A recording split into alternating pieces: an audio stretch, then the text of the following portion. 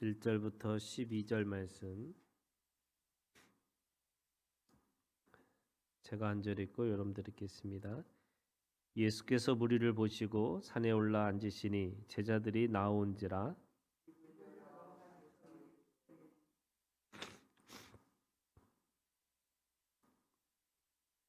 입을 열어 가르쳐 이르시되 심령이 가난한 자는 복이 있나니 천국이 그들의 것이며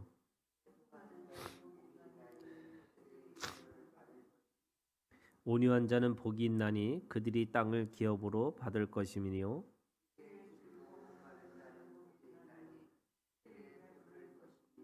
긍휼히 여기는 자는 복이 있나니 그들이 긍휼히 여김을 받을 것이며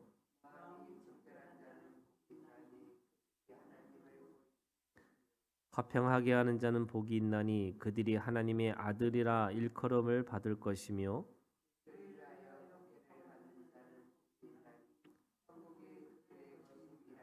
나로 말미암아 너희를 욕하고 박해하고 거짓으로 너희를 거슬러 모든 악한 말을 할 때에는 너희에게 복이 있나니 기뻐하고 즐거워하라. 하늘에서 너희의 상이 큼이라. 너희 전에 있던 선지자들도 이같이 박해하였느니라. 아멘. 이 마태복음 5장 1절부터 12절에 있는 이 말씀을 우리가 너무나 잘 알고 있는 팔복이라고 이야기하고 있어요. 내용적으로 보면은 구복이 맞는데 이제 팔복이라고 왜 이름을 붙였을까?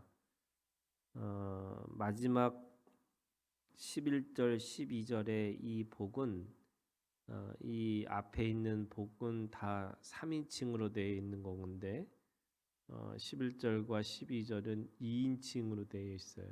그러니까 그 객관적인 하나님의 나라의 복이 어떤 건지를 얘기하시고 그 11절과 12절에 너희에게 주시는 하나님의 복이 무엇인지 이렇게 설명하고 있기 때문에 객관적인 복은 8복이고 너희까지 포함하면 9복이 돼야 될 거죠. 하나님은 예수님은 이 세상에 오셔서 하나님의 법을 첫 번째로 나누신 말씀이 이 마태복음 5장부터 7장까지를 산상수훈이라고 이야기하고 있는 거죠. 그래서 모세의 십계명처럼 이 산상수훈은 이 가장 예수님의 말씀 중에 말씀 또는 말씀의 핵심이라고 할 수 있는 게 이 산상수훈인 거죠. 그리고 그 산상수훈의 시작은 이 팔복으로부터 시작하는 겁니다. 그러니까 말씀 중에 말씀인데 그 말씀 중에 시작은 이 팔복으로 시작하는 거다. 근데 이 팔복이라는 것은 뭐냐면 정확하게 얘기하면은 원복을 말하고 있어요. 하나님 앞에 그들이 원래 하나님의 복에 있는 사람들이다라는 거죠. 그래서 복을 모르고 살아가는 사람들에게 복음을 전하는 것이 이 복된 소식이라는 것이 그들이 어떤 존재인지 또 어떤 삶을 살아야 되는지 그거를 이야기하고 있는 것이 이 원복의 말씀이라고 할 수 있는 거죠. 그래서 원복을 잘 우리가 이해하면 첫 번째는 이 말씀을 듣고 있는 사람들이 도대체 누굴까? 5장 1절에 보면은 예수께서 무리를 보시고 산에 올라가 앉으시니 제자들이 나온지라 이렇게 돼 있어요. 직접적인 대상은 제자들이에요. 그런데 그 뒤에 누가 있냐면 무리들이 있었어요. 이 무리들은 도대체 누굴까? 4장 24절에 있는 말씀에 보면 그의 소문이 온 수리아에 퍼진지라 사람들이 모든 앓는 자 곧 각종 병에 걸려서 고통당하는 자 귀신 들린 자 간질하는 자 중풍병자들을 데려오니 그들을 고치시더라. 갈릴리와 데가볼리와 예루살렘과 유대와 요단강 건너편에 수많은 무리가 따르니라 이렇게 돼 있어요. 그러니까 그 무리들은 누구냐면 그 당시에 아픈 사람들이에요. 그러니까 그 당시에 가난한 사람들이에요. 그래서 예수님을 통해서 뭔가 도움을 받았으면 좋겠다라고 생각하는 사람들이 무리들이었어요. 그러니까 무리들 앞에서 주님이 지금 하나님의 복음을 전하고 있는 거죠. 하나님 나라의 복음을 전하고 있습니다.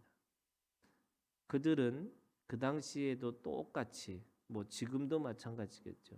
사람들이 생각하는 첫 번째 가지고 있는 선입견이라는 것이 뭐냐면 그들은 하나님으로부터 소외됐다는 거예요. 하나님이 그들을 포기해서 그들은 그 인생에서 저주를 받고 있다 이렇게 생각하는 거죠. 그래서 저주받은 인생 또는 하나님으로부터 거부된 인생 그들을 향해서 하나님이 말씀하고 있어요.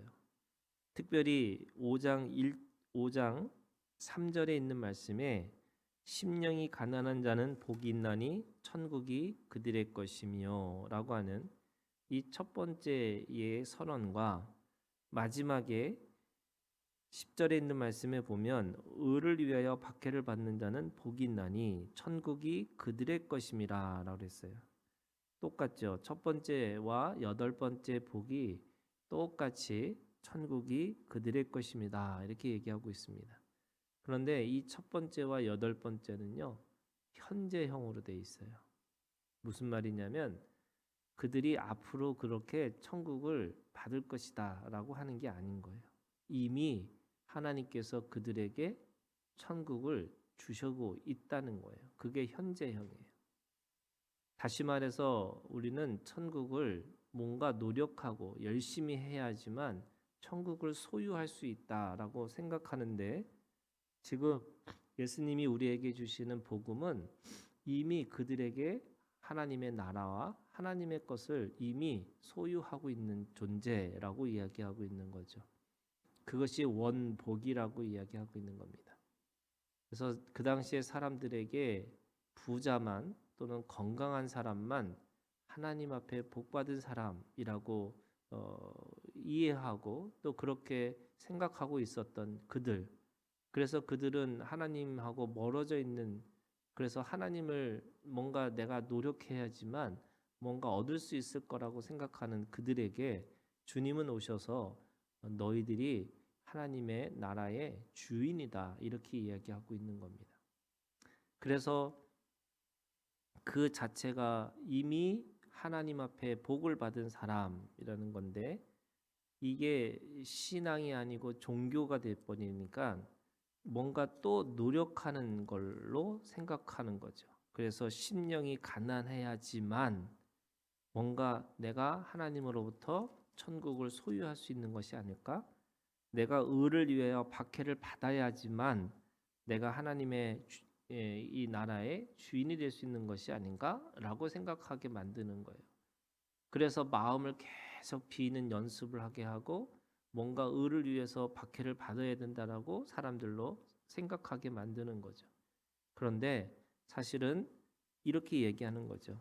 심령이 가난한 너도 복이 있나니 이렇게 되는 거고 그 다음에 의를 위하여 박해를 받고 있는 너희들도 하나님의 주인이다. 하나님 나라의 주인이다. 이렇게 말씀하고 있는 겁니다.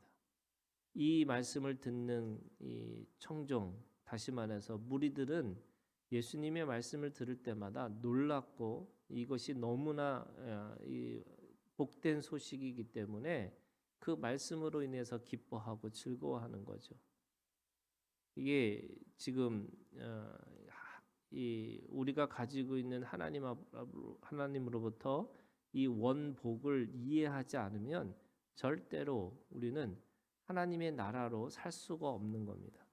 그런 의미에서 4절부터 두 번째 복이 있어요. 애통하는 자는 복이 있나니 그리고 5절에 온유한 자는 복이 있나니 6절에 의에 줄이고 목마른 자는 복이 있나니 7절 긍휼히 여기는 자는 복이 있나니 8절 마음이 청결한 자는 복이 있나니 9절 화평하게 하는 자는 복이 있나니 이 나머지 두 번째, 세 번째, 일곱 번째까지가 다 뭐냐면요.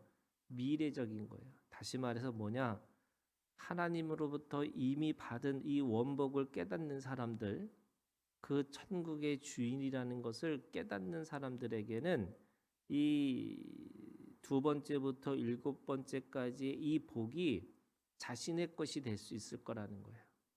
다시 말해서 하나님의 나라의 삶을 사는 사람들에게 주시는 또 다른 복인 거예요. 그게 어떤 때는 애통이 될 수 있고 온유가 될 수 있고 의에 줄이고 긍휼히 여기고 마음이 청결하고 화평케 한다라고 하는 이 모든 이 나머지 것들은 결국에는 하나님의 사람으로 하나님의 그 천국을 살아가는 사람들로 인해서 그렇게 살아낼 수 있는 하나님의 능력을 우리에게 주셨다는 거예요.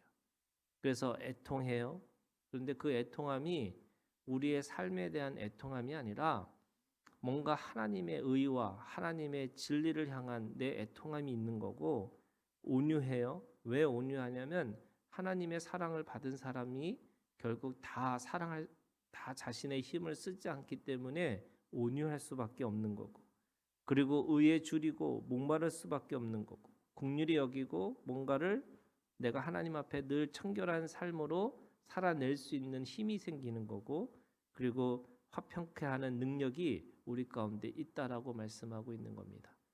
이 말은 오늘 우리들에게 하나님께서 너희들이 이미 복을 받은 사람이니까 그 복을 가지고 사는 자만이 하나님의 삶으로, 하나님의 성품으로 그렇게 살아낼 수 있다고 우리에게 말씀하고 있는 거죠.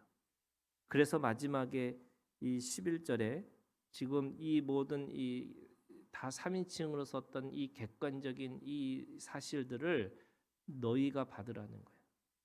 너희 무리들이 이거를 가지고 살아야지만 진짜로 하나님 앞에 온전히 기뻐하고 즐거워하고 살아갈 수 있는. 그래서 내 인생이 대부분의 모든 인생이 뭐냐면요, 다 죄를 묵상하고 살아가는 거예요. 그래서 내가 뭘 잘못했길래 내가 이 모양 요 꼴로, 내가 왜 어떤 이 잘못을 하나님 앞에 했기 때문에 이런 벌을 받는 건가? 이렇게 생각하고 살다 보니까 뭐 하느냐면 나중에는 나도 모르는 죄 또는 조상의 죄까지 묻고 살아갈 수밖에 없어요.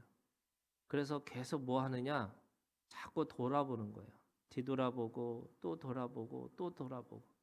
그런데 하나님은 오늘 우리들한테 말씀하시는 거죠. 앞으로 보고 살아가는 거예요. 우리가 천국을 이미 받았기 때문에 하나님 앞에 그 천국을 누리고 이루기 살기 위해서 우리가 앞을 향해서 우리가 가지고 있는 푯대를 향해서 나아가라고 말씀하고 있어요. 그렇기 때문에 13절부터 시작하는 이 새로운 율법이죠. 구약에서 말씀하셨는데 이제는 예수님이 그 말씀은 이런 말씀이야라고 하는 새 율법을 주셨는데 그 새 율법을 지키는 자가 누구냐? 바로 은혜 가운데 하나님 앞에 원복을 온전히 이해한 자만이 그 율법을 다시 지키고 살아갈 수 있다고 말씀하고 있는 거예요. 모세에게 율법을 주셨죠. 그런데 그 모세는 아브라함과 다윗의 사이에 있어요. 그런데 성경에 보면 복음이라는 게 두 가지 복음이 있는 거죠. 아브라함과 다윗의 자손 예수 그리스도의 계보라고 하는 말씀처럼 아브라함이 복이고요, 다윗이 복이에요. 아브라함에게도 조건 없이 하나님이 은혜를 주셨고 다윗에게도 조건 없이 하나님의 복을 주셨어요. 거기 조건은 모세의 율법에만 조건이 있는 거죠. 그런데 이 율법을 지키는 이 조건은 어떻게 지킬 수 있느냐면 아브라함의 은혜와 다윗의 은혜를 이해해야지만 그 율법을 지킬 수 있다고 우리에게 말씀하고 있어요. 그래서 우리가 가지고 있는 믿음의 세계는 아브라함으로부터 시작해서 다윗으로 끝나는, 다시 말해서 은혜로 시작해서 은혜로 끝나는 거지, 결코 내가 뭘 하고 뭘 하지 못해서 내가 그걸 이룰 수 없는 것 때문에 내가 그것을 내가 지켜야 되는 것이 아니라고 말씀하고 있는 거예요. 그러면 왜 모세를 왜 주셨을까? 왜 우리에게 율법을 주셨을까? 그 은혜가 은혜로 온전해지려면 반드시 율법을 통과해야 된다는 거예요. 그래서 주님은 은혜와 은혜라는 게 뭐예요? 이 원복을 얘기하고 있어요. 이 팔복을 말하고 있는 거죠. 이 팔복의 말씀을 깨닫는 자만이 내가 죄를 묵상하지 않고 하나님의 나라를 묵상하고 살고 내가 죽음을 묵상하지 않고 늘 하나님 앞에 영원한 생명을 묵상하고 살 수 있다라고 그렇게 말씀하고 있습니다. 오늘도 우리에게 주시는 이 원복 하나님의 복음을 다시 한번 새김질하며 오늘도 주님 앞에 12절에 있는 이 말씀처럼 기뻐하고 즐거워하는 오늘 하루가 되기를 주님의 이름으로 축원합니다. 주기도문으로